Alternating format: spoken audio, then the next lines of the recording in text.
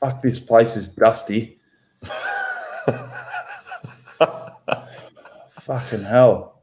Like, I've cleaned it, but every time I sit on the couch, like, fucking dust must just pop up.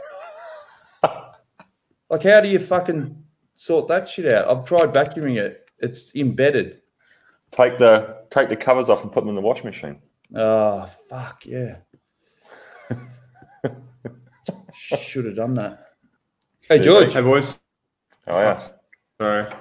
Chrome's just crashed on me. Nice fucking Sea Shepherd shirt. Hey, boys. Yeah, good. I was just saying, if you saved any fucking whales lately? Thank you for being here. You're here on a special day, I'll tell you that. Why is it not working, Jonesy? They don't want to be locked into a house or an apartment. Got to follow the social distancing rule. And some nuff dicks were getting tested, then going in and doing a shop.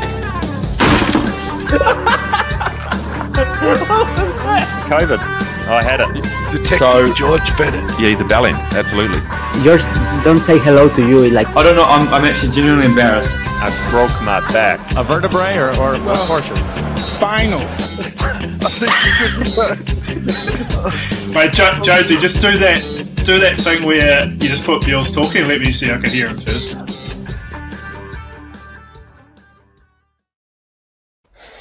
Good morning, boys. Good evening, Jonesy.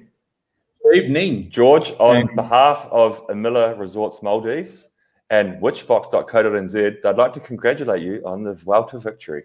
You seem in good spirits today. Oh, hey, thanks, guys. It's quite good when you just wear the same jersey as the guy that wins because everyone says congrats. You can flap around at the back for 3 weeks. But mate, it's a team sport. It's a team sport, George. Like, Primoz couldn't have won without the bloody killer wasps. And I'll tell you what, mate, around him. If you class 12th as last wheel, I'll tell you what, mate, there's a lot of us behind that. A lot of us. Yeah, it's interesting. Do you know what I was thinking? Like, about this Vuelta win, because it was far more sketchy than the first one than last year. And there was 2 moments that that the Vuelta was pretty much lost. And both times an unsuspecting teammate saved it. And the one that really springs to mind is like Tom Dumoulin showed up at the Vuelta and he was just fried. You know, he'd done huge effort to come back this year. It's been a real tough year, but he rode 7th in the Tour, did heaps of work, the age, Worlds, all this stuff. And he gets to the Vuelta and he's just fried. He's got nothing left to give. But so he ended up going, people that don't know, he went home after 7 stages. But I promise we wouldn't have won the Vuelta without him, because there was this, we already touched on it, rain jacket gate. But at the bottom of the hill, Tom just did this one, probably like minute pull that saved the entire Vuelta. And then he did that, and then he was like, right, I'm done. and it's like, it's crazy, like, because it's like 3 weeks, and then the Vuelta was decided, or could have been lost on this like 4K section of road down this hill and on this valley. And then, you know, a guy that went home, he was there for, you know, a third of the race. He was completely fried. He had nothing left to give, but he was able to do one thing that the whole Vuelta would have been lost without that one thing. So it is a team sport, absolutely, but it's not. It's also like some days you just literally. There was some days my job was to sit with Primoz, and we'd start the race, and everything would happen. All the other guys would pull, get bottles, position him, and I would just follow him to the line, and then I would get dropped about a K before he got, K before the finish, and then cross the line. And I realized like I hadn't actually contributed in any single, like not even a bottle or any touch of wind, nothing. But like, I guess you're there for those moments when, you can't get your rain jacket up and you've got to tow them across to the front group. Yeah, well, you were there for a lot of other moments. You can't be there. You don't need to be there all the time.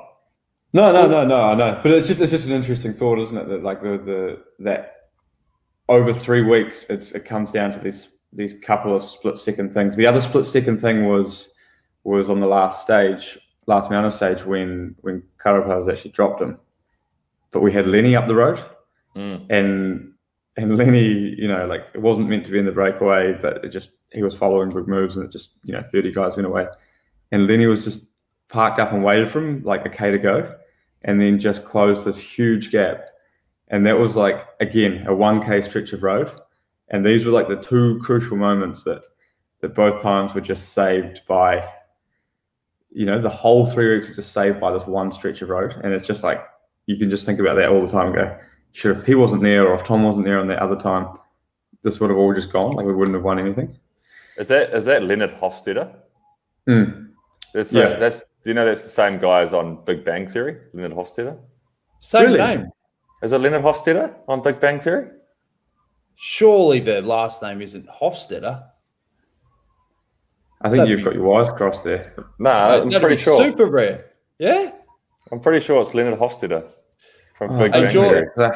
Hey, George, you told us on the... Leonard Hofstetter. Leonard Hofstetter, PhD in fictional character in CBS sitcom The Big Bang Theory. Oh, I hate that show. What are the odds of that?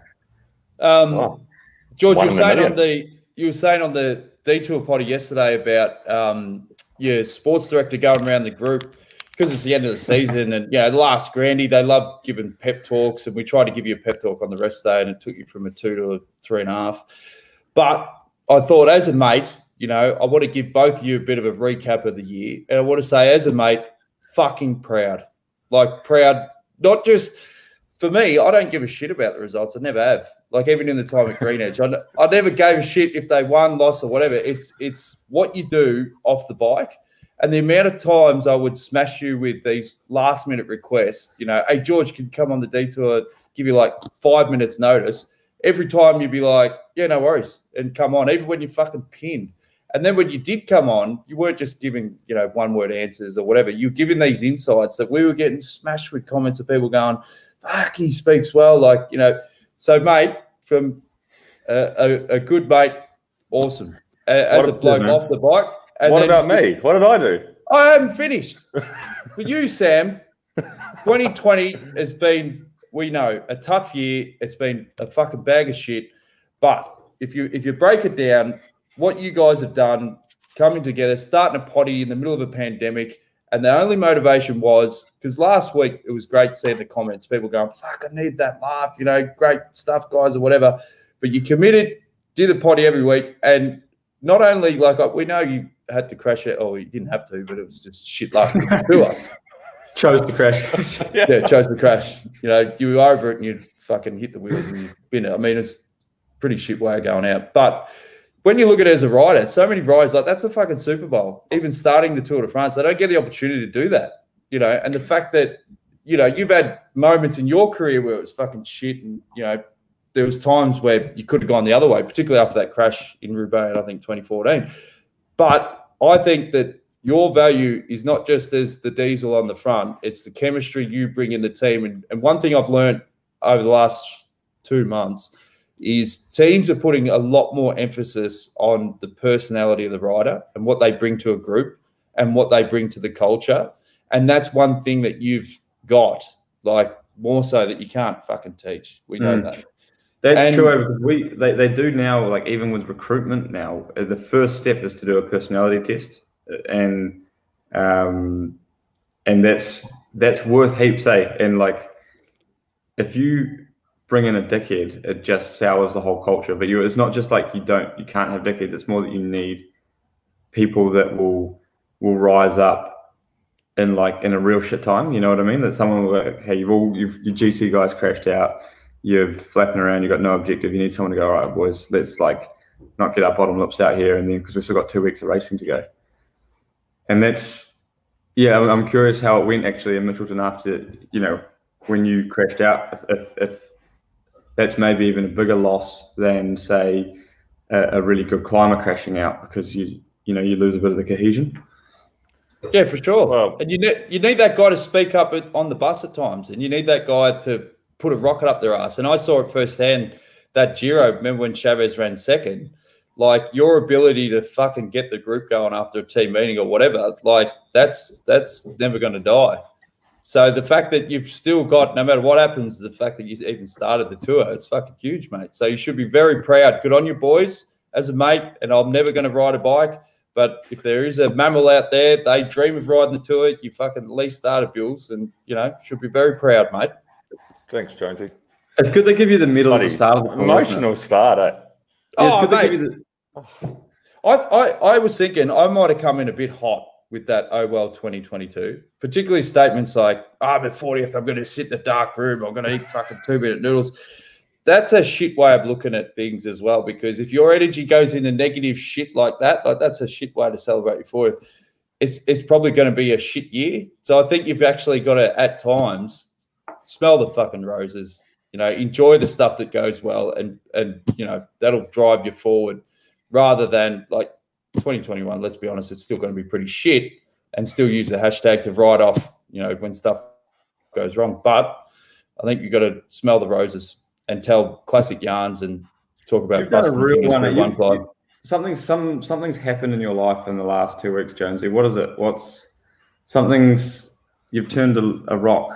I'm just getting completely different energy than I was a week ago, because I'm still hanging out on the bottom feeders, coming in, going right off season. Let's go, let's launch, and then walking out my door and going, holy shit, what can I do? Everything's closed. I'm not allowed to see many people. You know, I'm still looking at this. I'm still looking at it downwards. You know, I'm still trending down as opposed to trending up. I've got some bad news for you, GB. You ended your season yesterday. I started training yesterday. So you won't see me until March, mate. I'm out. I'm focused. You love a lockdown. Eh? You love like despite Corona, you love locking it down to the winter. Eh? Mate, I'll just disappear off the radar. I'll be here once or twice a week, and that's it. Drink my Perrier and just keep, you know, fit and healthy.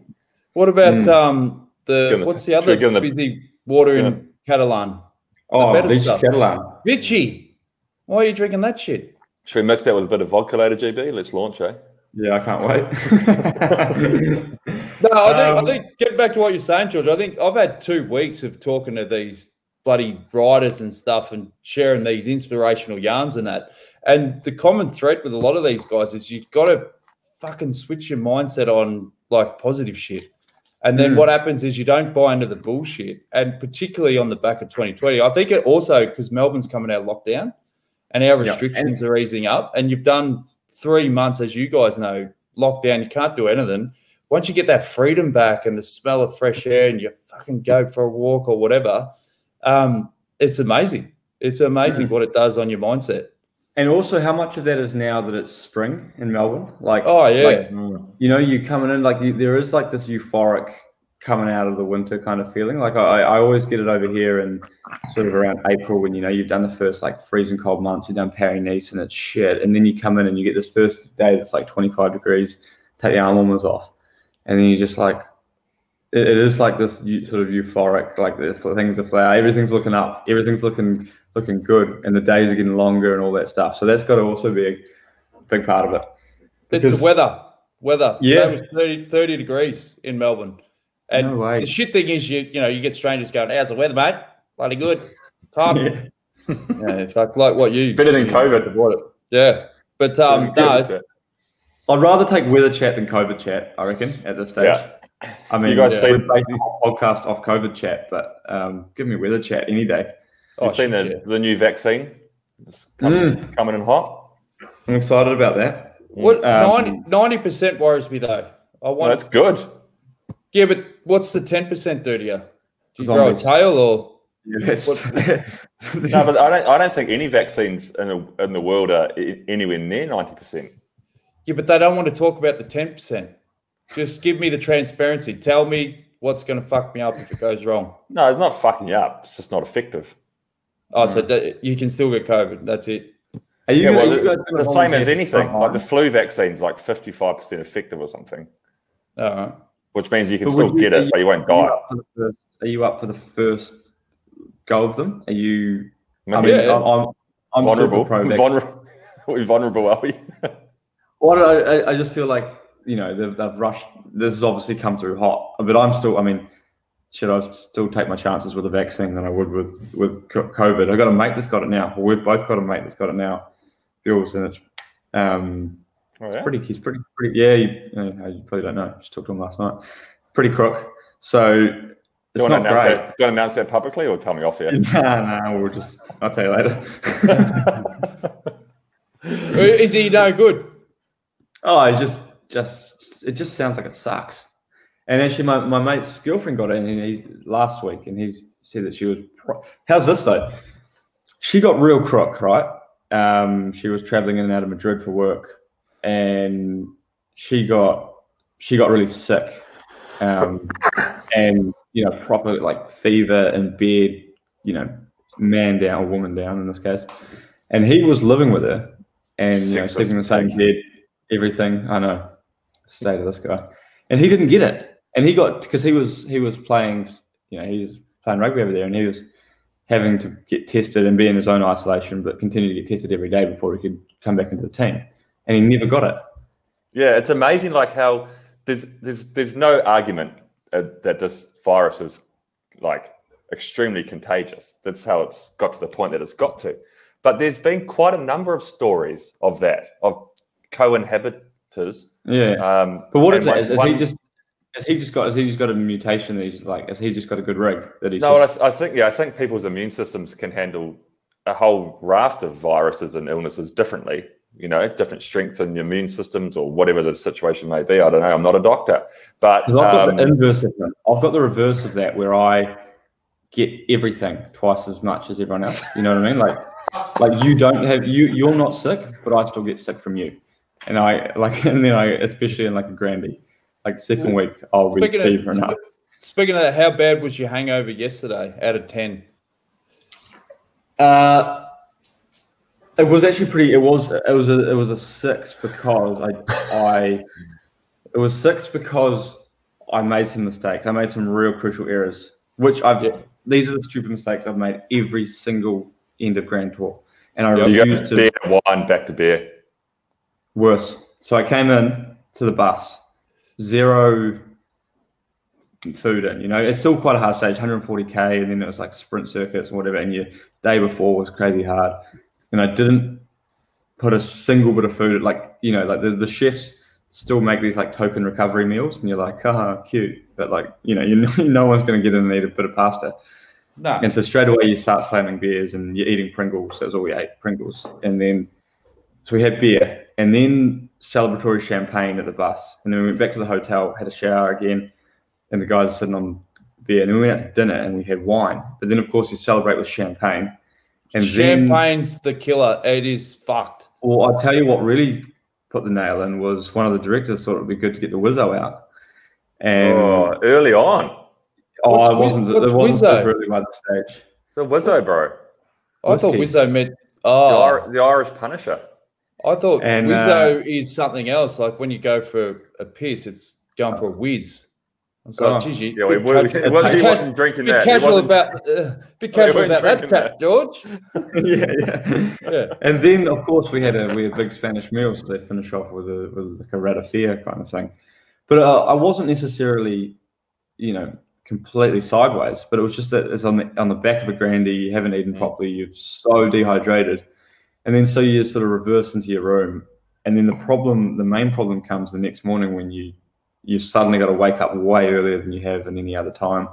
You haven't drunk in my case, I haven't launched for, I'd say 4.5 months since I've just been on the straight and narrow the whole time.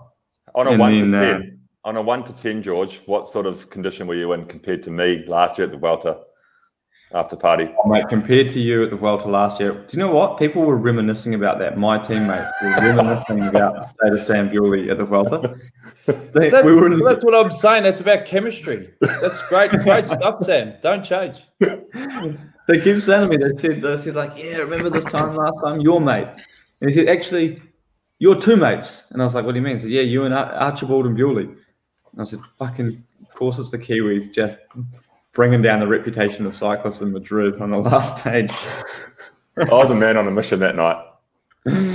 Yeah, but at least you're both happy drunks, and if anything, the shit talk just dials up.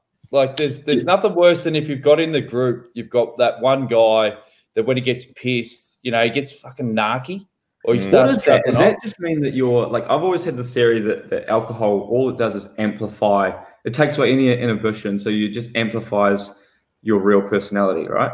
So does that mean that like the nice guy, because I've got a mate in New Zealand who's like super nice guy, but man, when he drinks, he just gets really punchy. Yeah, it's bottled up, pinted up anger or something. Right. But like, do you reckon that's right though? We should dissect drunks. So like, that's quite a good topic. It's a great topic. Because we're so uninformed and uneducated when it comes to this topic. Do you reckon it's true, George, that when you are drunk, your personality is just amplified? I tend to agree with you, but maybe we're completely wrong. A bigger version of myself. I'm just maybe we're completely wrong.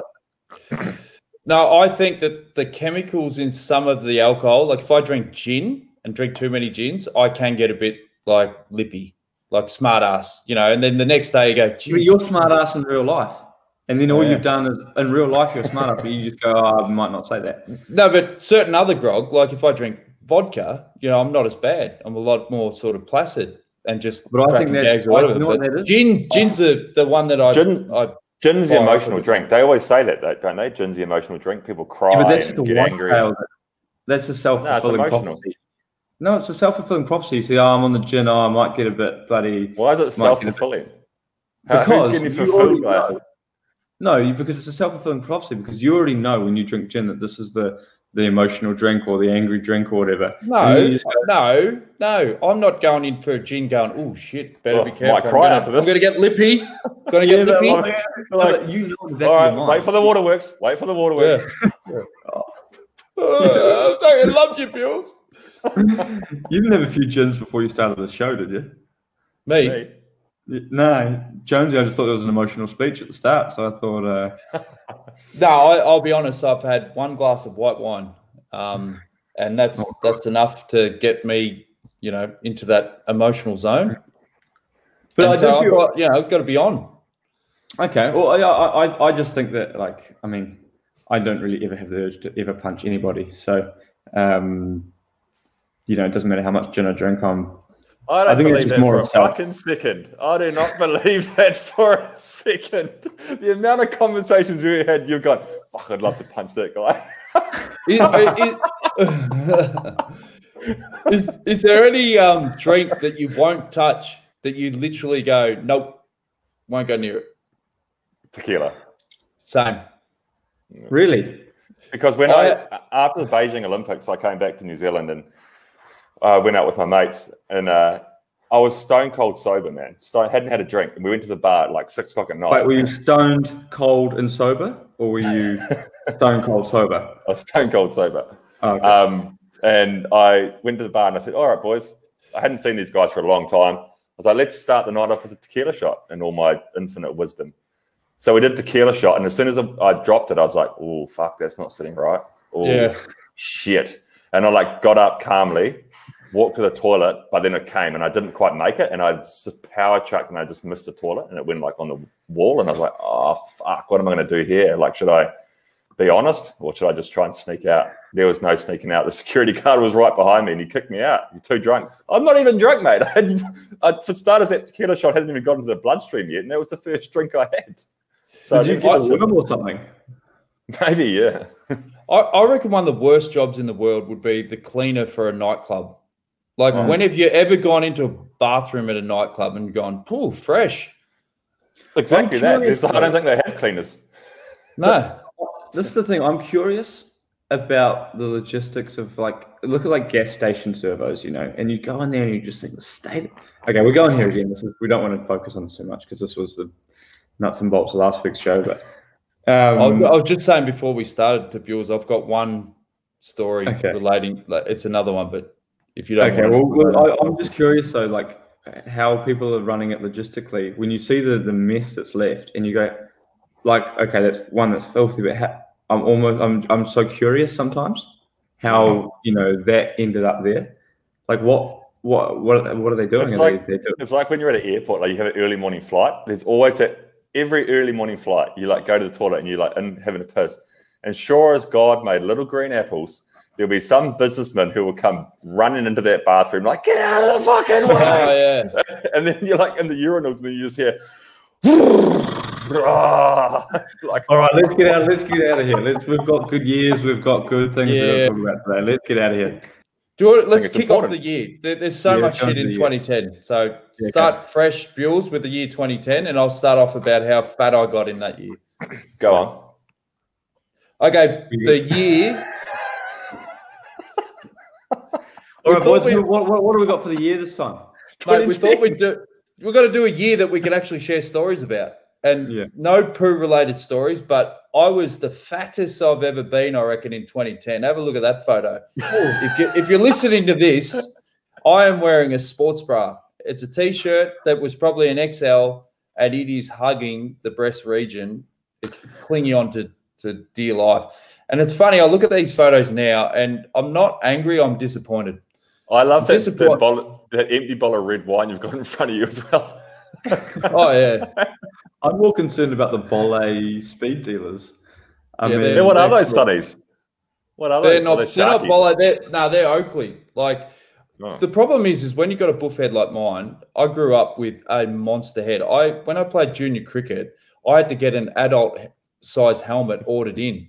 You know how they always have club kit for all the kids to use? I couldn't fit the helmet over my bloody bonds.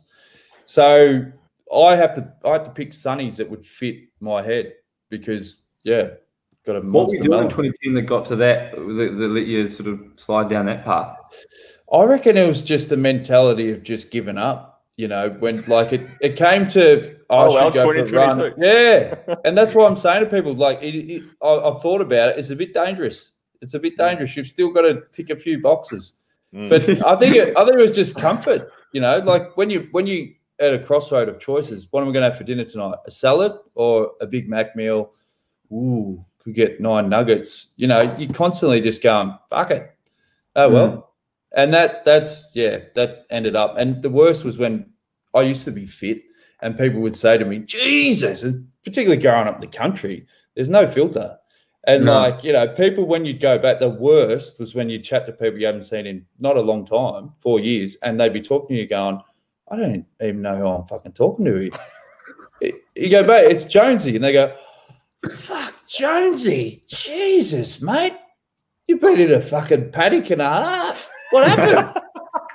And you're at a nightclub, single bloke, and you're like, wow, that's a write-off. Oh, well, 2022. 2022. I'm just going to sit in the corner, have a gin, and have a fucking cry. And then go clean the bathrooms. Yeah. 2010. Anyway, it was a good year. It was a good year. It was, you know, a couple of episodes ago, I said when we were doing the year segment, I can't remember what year we were doing on that particular episode, but I said every year, there's always something that we all remember, no matter how far back we go, you know. Every year there's something that you see, you go, oh shit, I remember that, or I remember hearing about that, or whatever. 2010 is one of those years. Obviously, it wasn't long ago, so it's quite easy to remember things.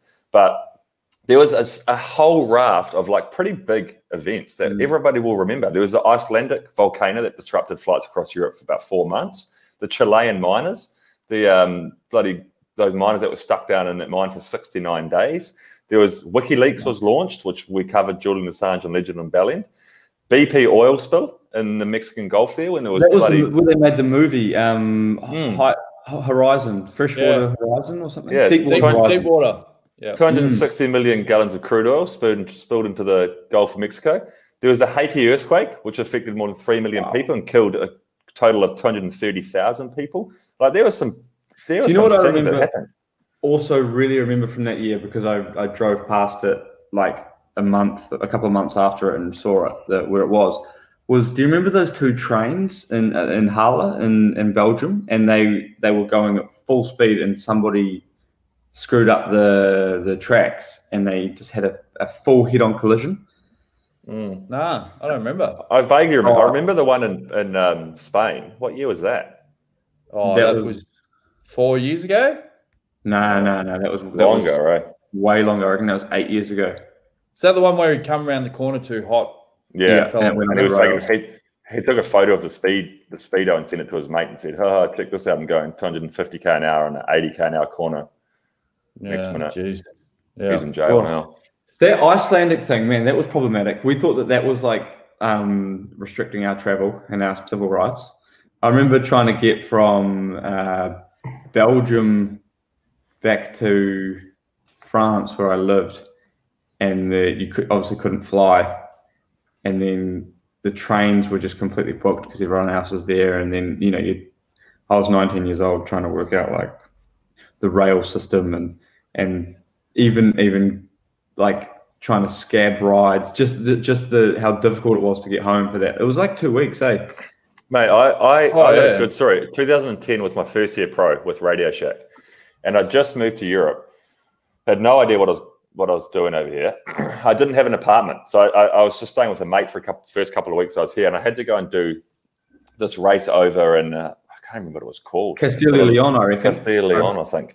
And I went over and did this race with Radio Shack, and it was a 5-day tour.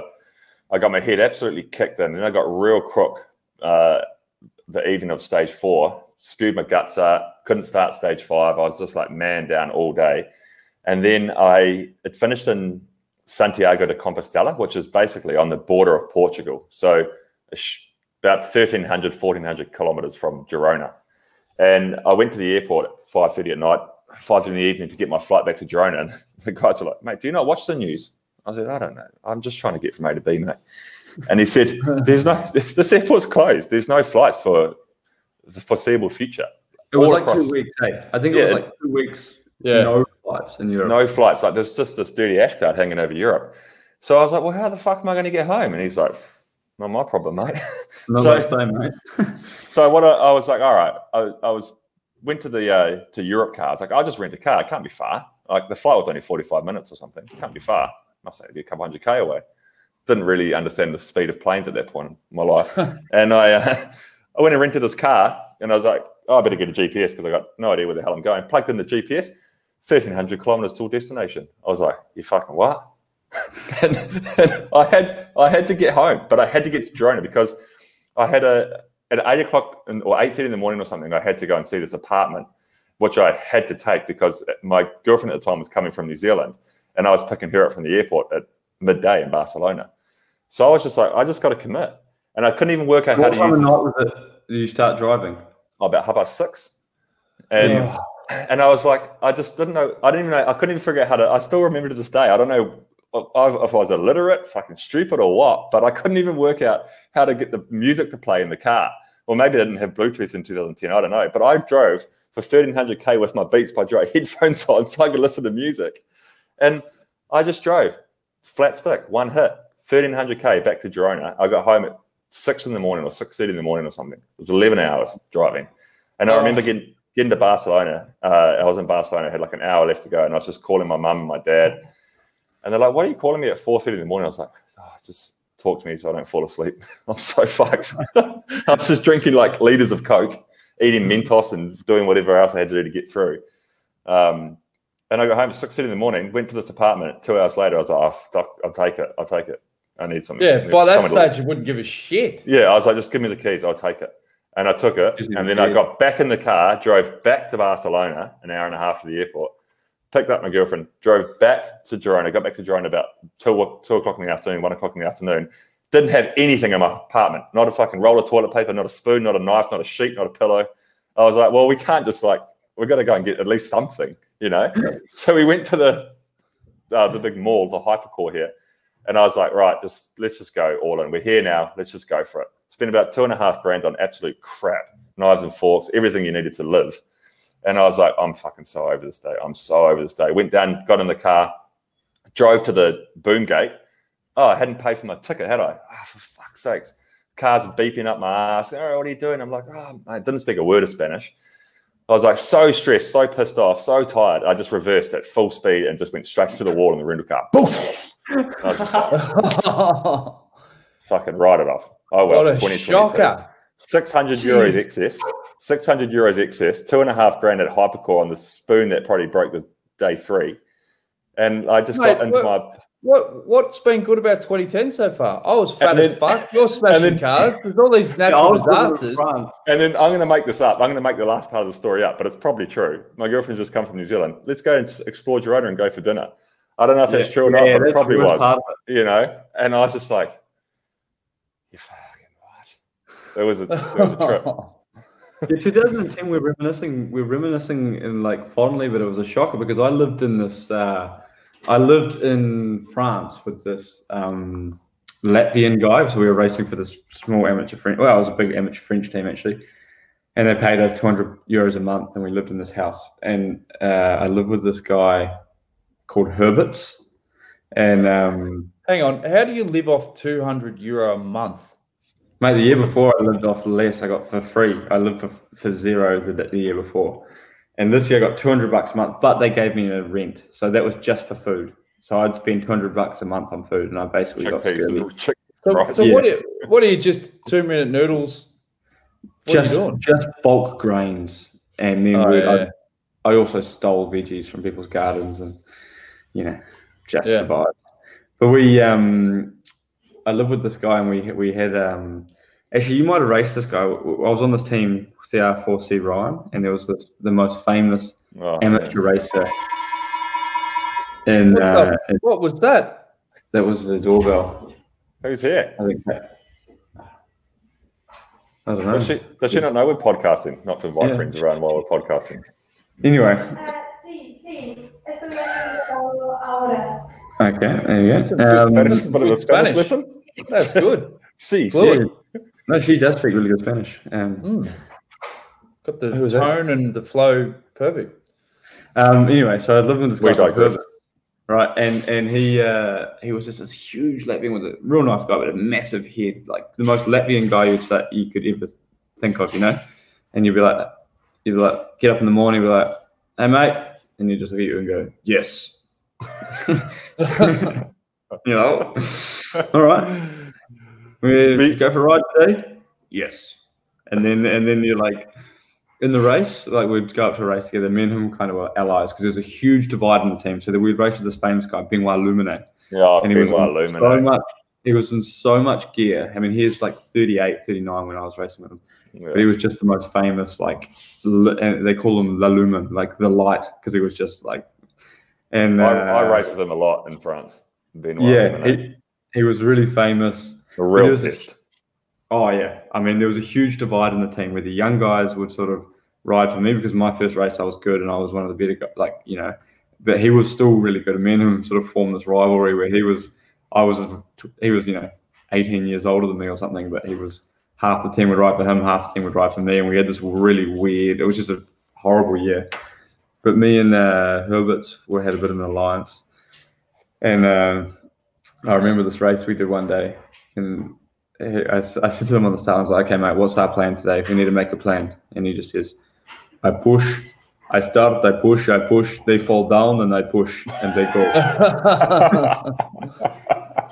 And I was like, every time he said yes. So every time he talked about dropping someone, it was just that he would push and they would fall down. I push. There was you remember the Chilean miners? I was thinking just now as you were speaking, George, as I sort of tuned out a bit. That's a good wrap for your story, mate. Yeah. But the Chilean mines, I have think that was a huge thing. There was like how many of them? There was like 40 miners or something. Did Elon Musk try to get them out, or was it? That was the previous one. But there was about Steve Jobs try to get these guys out. Exactly. That's what I was about to say. Like this whole thing, which was like a massive disaster. Like there was people's families affected for 69 days. They didn't know what the hell's going on. What is going on there? Yeah, I'll turn this off. What's all happening, George? Jesus. Yeah. Bloody Rodrigo's coming around. We're podcasting. Yeah. Okay, we're back. He's gone. So the Chilean miners, it was a huge event, and everybody who's stuck in that mine, their families are like going through turmoil. 69 days. Are we going to get these people out? There was a huge rescue effort, resources from all around the world to save these people, It became a commercial fucking enterprise. Like, they remember Oakley sponsored it, Apple sponsored it. Like, is that legit or not? The TAB were running odds, weren't they? Remember Apple? When did they sponsor it? What were they feeding them? iPhones or down a pipe, or what were they doing? Yeah, Apple fed them all iPods and headphones and things. And I mean, it was all it was commercial, but it was all pretty helpful stuff. You know, they were sitting down there. They had room, they had space, so they would listen to music and stuff. And Oakley, because when they came out of the mine, 69 days of darkness, they couldn't just go like into the daylight because their eyes would explode. So Oakley sponsored them all sunglasses. Remember, there's a famous photo of them coming out of the mine with their like Oakley radars. I reckon they were wearing these ones, the wraparound. For sure. But I actually remember that. I remember that photo now you say that. Yeah, and they came out with AirPods in and Oakley's on. Yeah, they're all like ragged and dirty as hell, and then they've just got these like super flash sunnies on. Yeah, they're like the M frames that like you'd wear in first slip in Test cricket. Yeah, with the zinc on the nose. Fucking It was a shit year for films too. Like the top 10: Toy Story 3, Alice in Wonderland, Harry Potter, fucking Inception. That was Inception. I liked Inception. Twilight Saga. No, great. Iron Man. Oh yes. Tangled. Despicable Me, How to Train Your Dragon. But the honourable mentions, one of the best Kiwi films, Boy, was released that year. So good. Belter. Have you ever watched that? Any international viewers? I told my teammates to watch that in the Vuelta. I said, like, you know, in like the second week when you need a bit of a come through story, you know. Would they understand it? That's what I wanted to know. I wanted to know if they would find it funny, because I think it's probably only funny to Kiwis. The same with Hunt for the Wilder People. I wonder if that is funny. For me, that's one of the greatest movies I've ever seen. I don't know if it's funny to people outside of Oceania. So Boy was produced by Taika Waititi. So was Hunt for the Wilder People. But have you noticed with Aussie and Kiwi films, they always got to add in some sort of American element? Like obviously Croc Dundee's got to go to bloody New York, but with Hunt for the Wilder People, he's got to add in like Eminem's My Best Mate, all this sort of stuff, just so that they go, there's still a hope. Still a hope the Americans will fucking get into it. I watched something last night. Might be slightly off. Oh, this is way off topic, but it's just while we're talking about movies. I watched this punishing. Well, it sounded punishing, but it was great because Caitlin said, "Oh, we're going to watch this movie tonight." It's okay. What is it about? I said, "Oh, it's actually a documentary. It's about an octopus." So what do you mean, an octopus?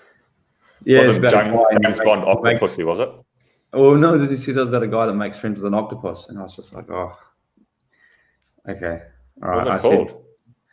My teacher, my octopus teacher, was called. And then I was like, I went in with zero expectations, just thinking like, okay, there's going to be this weird kind of thing about an octopus. I said, so tell me this, what's the premise of it? She said, oh, it's just a guy that makes friends with an octopus and it follows the life of this octopus. And I was like, there's no way this is going to be good grounds for a movie. And I watched it and it was one of the best docos I've seen. It was, so that's also do yourself a favor. My octopus teacher, and it's pretty amazing about this. I just suddenly found myself loving an octopus. Was there octopuses in it? Was it about octopuses? Was there an octopus in it or not? I don't know if you told us enough time. Did you tell us enough time? There's two amazing things about that story. Is the fact that one, this guy's seen an octopus and thought, I could build a friendship here, and two, someone's gone, yeah, I'll make a film about it. But obviously, I think that's the more amazing one, that someone's gone, there's a movie in this. And you think, no way, there's not a movie in that. But anyway. There's some clever people out there, eh?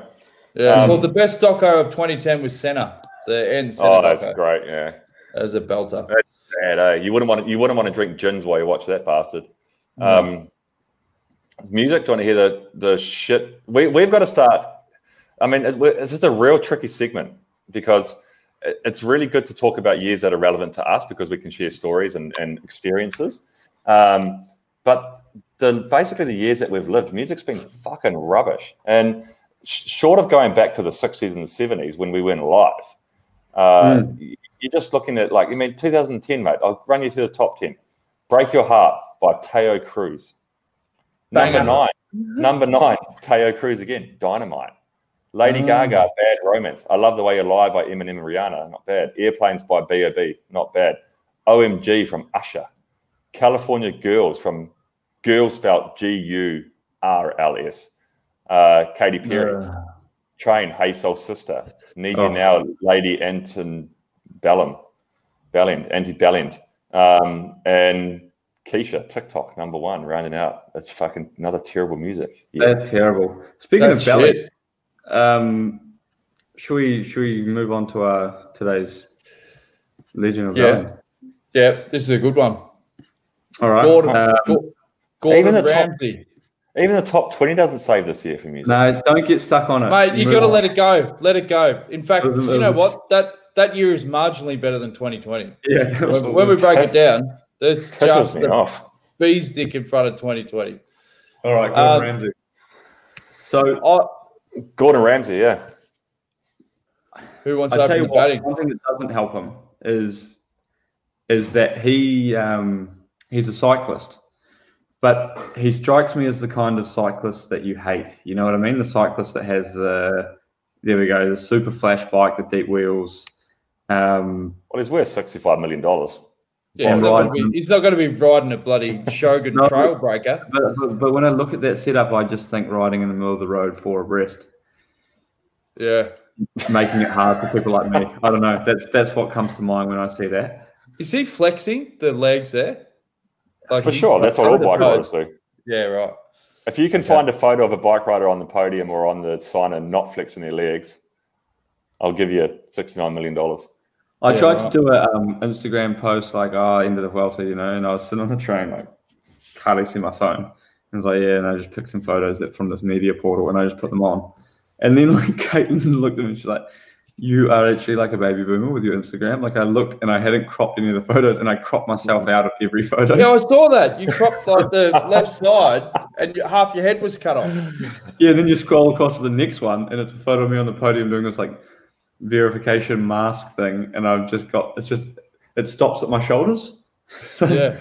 Were you still in the mindset of like, I didn't contribute to that win. I'll just cut myself out. I don't deserve any accolades whatsoever. I'm just going to cut half my head off this Instagram photo. Don't deserve it. So Ramsey, we got any of his rants? Any good rants loaded up? I delved into Ramsey last night, and I'll tell you what, for all his, I mean, he's made himself famous by his rants, hasn't he? Like he made a show called The F Word. It's what he's famous for. But it's very difficult to find too many skeletons in Gordon's closet. I will tell you that. I've got one. All right, I've got one. So he went on a I stand corrected.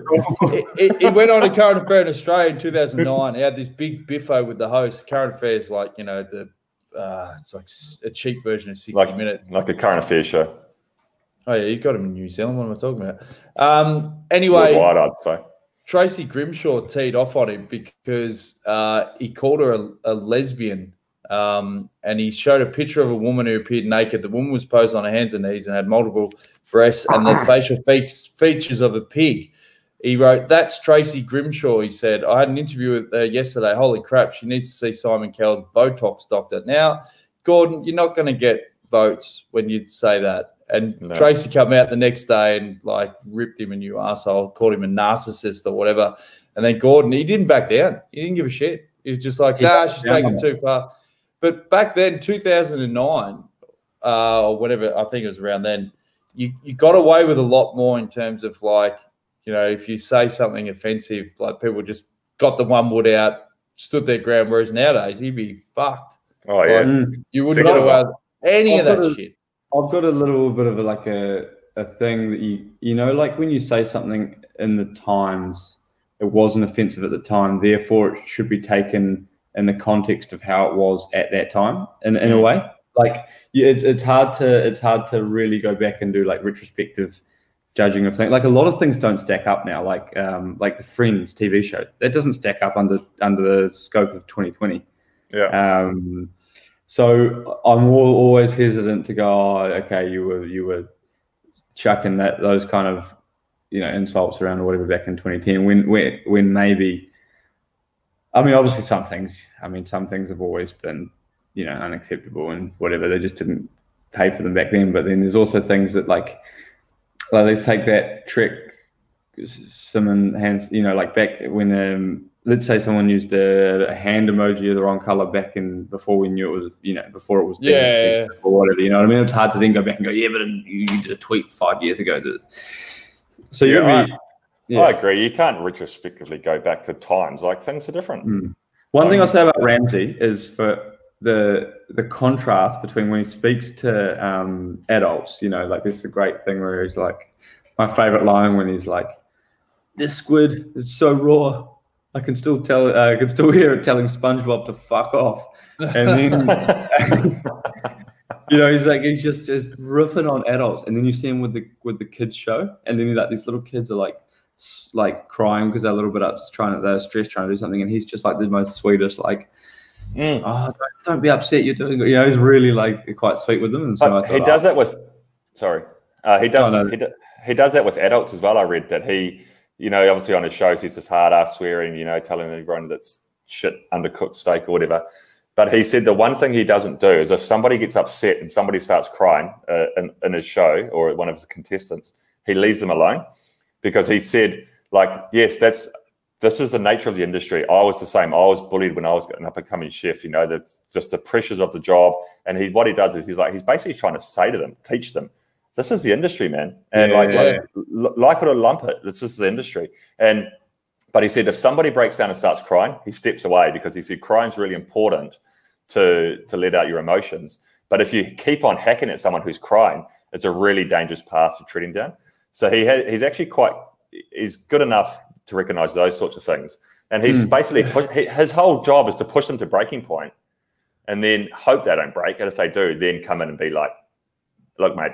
I like how he draws a line at crying, but there's that famous scene where he had 2 bits of bread in between this chick's head and said, "You're a dickhead sandwich." I mean, that's fine. Yeah. That's fine.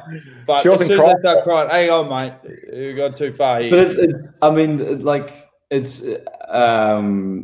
you're doing someone a favor, like teaching someone the hard way or whatever is actually like, it's obviously hard to say at the time, but it's a favor. It's like, do you ever hear the stories of Charlie Walsh? And he was for people who don't know Charlie Walsh, he was an Australian national coach, I guess, and New Zealand. He coached New Zealand for a long time as well. Did he? Okay, so I remember this thing he used to say. What he would do is, because he knew how hard it was for Aussies and Kiwis to go and make it in Europe as cyclists. He said, like, over there it's just a different sport, and so many Kiwis with big shows in New Zealand, and then they go over to Europe and just crumble. So he had this, I guess, a philosophy where he would say, we throw 12 eggs against the wall and see which ones don't break. And then the ones that don't break, they're ready to go over to Europe and make it. And I just remember hearing stories of the shit he would put his riders through, and you could have hated him for it. But then on the other hand, if you made it, you have to thank him and go, mate, you know, that prepared me for doing it. So I see that Ramsey's, you know, if through that light, I'm going to open it up and say legend. Yeah, well, like you say, George, throw 12 eggs at a wall. Like, pressure builds diamonds or coal, they say. You know, that's what we used to use in the track team. Any other analogies you want to throw in there? Maybe one in the hand, 2 in the basket, bird, something like that. 6 and 1/2 dozens of the other. Yeah. Water out of fish. Was that fish out of water? Water out of fish, yeah. Yeah, fuck, eh? He's a fucking legend. I reckon he's a legend. He's a pioneer of dropping F-bombs in the kitchen. He didn't take any shit. He was like a maverick. I've got 2 good stories outside of the kitchen that will make you think he's a legend. Because when he was 44 years old, he went to Costa Rica to do this TV show. And he discovered the illegal trade of shark fins that was happening in Costa Rica at the time. And it was an industry that, unbeknown to Gordon, was a cover-up for these cocaine dealers who have boats full of cocaine, and they'd like put these shark fins on it and all this hammerhead sharks and all this stuff. And he found out about it because he went on a boat and he saw it all, and he dobbed them in to the cops. And then while he was on the boat, and then when he got off the boat, he was held at gunpoint. Him and his film crew were held at gunpoint and said, like, you're not going to take this any further, because they had like hundreds of kilos of cocaine on that same boat. And he got out of there. And then he was in the same, and still in Costa Rica, he broke into a fort, almost like a fort-like complex to just go like, what the hell's going on here? Just to check it out. I don't know what the fuck he was thinking. But he broke in and he was caught, and they tipped petrol on him and tried to light him on fire and threatened to abduct him. And he was held at gunpoint for like 24 hours. Yeah. What happened? The lighter didn't work. What do you mean they tried to light it on fire? I mean, it's not that hard of a thing. Yeah, they turn it on and you don't. You don't have to try that hard. I mean, if he's already covered in petrol. Maybe it was diesel. It's not flammable. I don't know, bro. I don't know the answer to that, but I'm just giving you a bit of information. And he's worth $63 million. He said that his kids won't be They all sound like stories I would put on my own Wikipedia page. So yeah, I believe you reckon he cooked it? Wasn't from Wikipedia. I don't use Wikipedia in my research. I do. I use other reliable sources such as What You Didn't Know. Reddit. But he also said he's not going to give his kids any of his money. See, he says that. But a lot of parents that do that and take the high ground, I mean, the kid needs a car. He's going to buy him a car. They need a house. He's not going to let him go dry. That's all bullshit. That's just I think he means when he dies, he's not going to leave. He's not going to leave his money to the kids. He's going to leave his fortune to charity. You'd be dirty, I reckon, as a kid. You'd resent your old man, and I reckon you'd be buttering his bread once he gets in old age and gets a bit senile. I'd be working hard to get that scribble in the later years. You'd be putting him in a home pretty early if he's threatening that. Yeah. You're on your own, mate. Getting that revoked as soon as I could. Anyway, all right. Well, it's unanimous. 3 legends. Unanimous. Good on you, Gordon. Michelin stars. 3 from this panel. Let's have a quick wrap up about this Friday show. What's going on with the Friday show? Everyone's asking us. Time zones. We're going to do like 7:30 p.m. Australian time, 9:30 p.m. New Zealand time, which is 9:30 a.m. European time, 8:30 a.m. UK time, and midnight. What? 9:30 in the morning. Well, that's the only way we can make this work because our listeners will come from. Do you expect me to get on the beers at 9:30 in the morning on Friday after the pub crawl on Thursday? We don't have to go on the. We're not doing the pub crawl. It's too many people. We don't. It's called hair of the dog, boys. Toughen up. We don't have to get on the beers. I don't. We can have a coffee. It's not about us. It's about the listeners. Yeah. Oh, okay. It's about New Zealand and Australia. Okay. All right. But we don't want to exclude our listeners from other sides of the world. So we apologise if it's going to be difficult. But well, the other option is you go late at night and we go early in the morning in Australia. Yeah, people do work. People don't want to listen to us early in the morning. No, I don't know that people want to listen to us anywhere, but we'll give it a go. Okay, Friday morning, 9:30. Well, should we try it? Yeah, we'll try it. We'll try it once. See what happens. Yep. All right. You can ask questions, take the piss. We're gonna have fun. Yeah. And we'll recap what happened during the week, and then you guys drive the conversation. Exactly. Aussies, New Zealanders, we can have a few jars because it's at a good time. The Europeans, unless I'll come around to your house, Pills. And, good idea. Good idea. You can make some coffee and we'll. I'll cook you breakfast.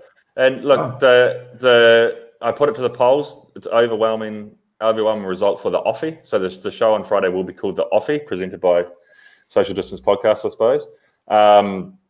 And we'll just call it the Offy simply. And it'll be I'll post the time zones on social media tomorrow, so everybody's aware of it. But it'll be 7:30 p.m. Victorian time, 9:30 p.m. New Zealand time, and in the morning in Europe, and middle of the night for our 1 or 2 US listeners. So the best thing to do is subscribe if you haven't already on YouTube. Turn on notifications because as soon as we go live, bing. And Jonesy, so you'll be able to view it. Turn on notifications on YouTube, so you can view it on YouTube. You can view it on our Facebook page, and you can view it on our Twitter page. Is that right? Correct. And you can send questions, which we put a lot of emphasis on because this show is about you guys driving the conversation. So you come in hot, come in with questions, come in prepared. Let's rip into it. You can send those questions on all 3 of those platforms. Yep, that's it. Twitter, interactive, Facebook, YouTube. Get anything off the chest that pisses you off, whatever. We are untrained experts with, we make up facts. So it's going to be a good show. I don't think we sold it that well, boys. I don't think. No, there's a lot of admin there. Man, there's a lot of admin in there. But no, there's no admin. Go on our YouTube channel and watch it. No, the concept's good. The concept's good. I think we just got bogged down in the. Did you like the theme song that I was trying to wrangle together? Like, George, that guitar in the background, why don't you belt out some tunes on the Friday show? We could do like musical intermission, like when, you know, for us Aussies and Kiwis, whenever you go to a pub, there's always someone belting out some acoustic I'll versions stand in the corner. I'll stand in the corner and pluck away. Yeah, that'd be good. What's your go-to song in a group environment on a Friday night? What's the one that I'm real hesitant to play in front of people. I play guitar all the time. I'm sitting here. There's actually, if people are at home, I've got the keyboard in front of me right now. Jesus. Yeah. Bloody Ed Sheeran. No, I can't play. I thought I was going to teach myself. So that's my off-season move. But yeah, I don't play in front of people really. The last time I played actually in front of people was we had a big night here at my house, and we just had to make up we had to sing a verse each, and we just had to freestyle songs. And that was then after that I decided we would never put the. So you don't have like a go-to set, like 3 or 4 songs that you know. Yeah, I reckon I would. The song that people rolled into Nazareth. I was feeling about a half past bed. Definitely. Save Tonight. Summer '69. Wonderwall. No, yuck. No, GB's a bit more of like a sort of Eric Clapton, BB King kind of guitarist. He's actually got a bit of skill. Blues. Yeah, always stay in my corner with blues. But if I ever hear a Wonderwall or a, you know what's also a real shocking one is the Time of Your Life. If anyone Delta, that gives me a recoil. Yeah. Oh yuck, that's the worst. And the other one that in New Zealand, if you go out in New Zealand, and then there's always there'll be someone just like a good guitarist playing live music. And there's always one like belter that's coming from Murchison, like a farm town, and just goes, "Play Wagon Wheel." Oh yeah. What's Wagon Wheel? Yeah. You know, there's Wagon Wheel from Old Crow Medicine Show. Yeah. No, never heard of it. You know Wagon Wheel. Rock me, mama, like a wagon wheel. Rock me, mama, any way you feel. Was that big in New Zealand or what? That was huge. Mama, rock me. Every like meathead wanted to play, you know, everyone wanted Wagon Wheel, and it just started giving me like this deep. I just ended up hating it. You know when you hear a song so much that you hate it, and then you stop liking people that like that song. Yeah. Yeah. So Friday, boys. All right, boys. All right. No worries. Remember Friday. Friday for the Offy. We'll see you Friday for the Offy and casual Friday, guys. Everyone dress up, and we want everyone. If you're dressed up with us, and send us some photos, and we'll pluck them on the show. Yeah, we'll stream it live for sure. No rules. Just keep us out of the courts.